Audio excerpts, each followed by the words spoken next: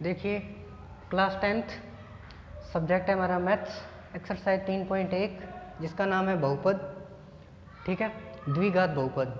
तो द्विघात बहुपद के अंदर देखो 3.1 का जो पहला क्वेश्चन है वो यहाँ मैंने लिखा है। ठीक है, इसके अंदर क्या लिखा हुआ है कि निम्न द्विघात बहुपदों के शून्यक ज्ञात कीजिए तथा शून्यकों तथा गुणाकों के बीच संबंध की जांच कीजिए। ठीक है, तो इसके अंदर सबसे पहले अपने पहली बात तो इसको कंफर्म करते हैं कि शून्यक क्या आएंगे, निम्न द्विघात बहुपदों के शून्य ज्ञात कीजिए। तो पहले हम शून्य ज्ञात करते हैं। शून्यक वो होते हैं जैसे कि मान लीजिए आपके पास में ये पहला क्वेश्चन है इसका कि x के ऐसे दो मान जो इस द्विघात बहुपद को जीरो बना देते हैं उसे हम उस बहुपद के शून्य कहते हैं। ठीक है, तो अब इसके अंदर हमें पता है कि डायरेक्ट तो बताना मुश्किल है, तो इसका तरीका क्या रहेगा। देखो इसमें पद कितने हैं, 1 2, तीसरा पद नहीं है। कौन सा पद नहीं है, सी, यानी कि हमारे पास कांस्टेंट पद नहीं है, तो इसलिए हम इसके अंदर गुणनखंड विधि तो लगा नहीं पाएंगे।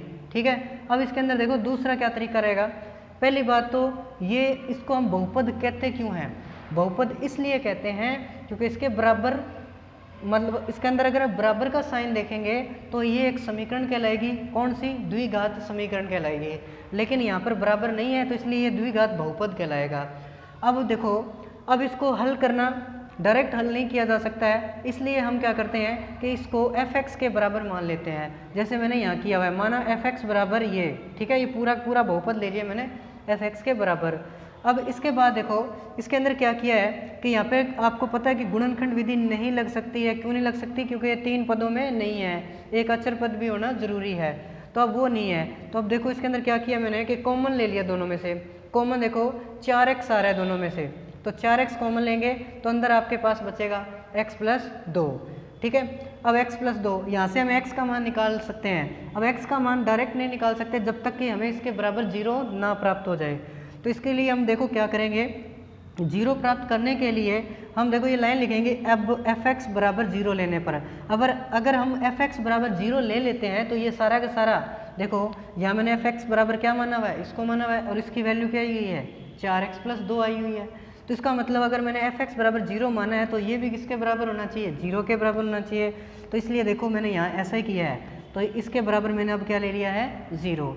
अब इसके बाद देखो या तो क्या होएगा 4x बराबर 0 होएगा जो मैंने यहाँ लिखा है, या क्या होएगा x + 2 बराबर 0 होएगा जो मैंने यहाँ लिखा हुआ है।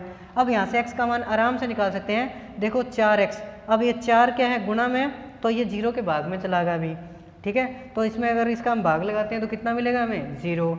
अब यहाँ प्लस का 2 है, इधर आके माइनस का 2। तो अब हमें उस द्विघात बहुपद जिसकी बात कर रहे हैं, इसकी जो हम बात कर रहे थे, इसके शून्य मिल चुके हैं 0 और -2, जो कि मैंने यहाँ लिखा भी है। अतः द्विघात बहुपद के शून्यक 0 और -2 है। ठीक है अभी, यानी हमने इसकी जो पहली मतलब इसका डिमांड क्या था कि इसके शून्य के ज्ञात कीजिए। तो देखो यहाँ लिखा ना, निम्न द्विघात बहुपदों के शून्य ज्ञात कीजिए, तो इसने शून्य ज्ञात करने को बोला था, वो हमने ज्ञात कर लिए हैं। कौन से है, 0 और -2।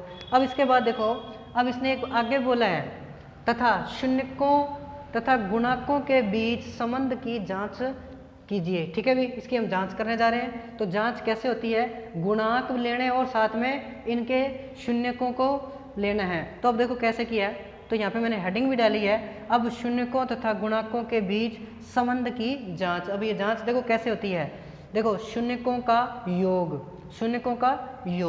ठीक है, तो वो उसका सूत्र होता है -b/a। अब -b/a क्या होता है, तो 1 मिनट के लिए देखें कि किस तरीके से कि कोई भी द्विघात बहुपद होता है वो किस फॉर्म में होता है। तो वो 2 मिनट मैं आपको बता देता हूँ कि द्विघात बहुपद कोई भी हो तो इस कंडीशन में होता है ax² + bx + c, इस फॉर्म में होता है। ठीक है, तो यहाँ पे देखो x² का गुणांक a है, ठीक है, और x का गुणांक b है, और जो बचा हुआ है वो c होता है। तो यहाँ से देखो जो ये b बात कर रहा है ना, वो इसकी बात कर रहा है, और जो a बात कर रहा है वो इसकी बात कर रहा है।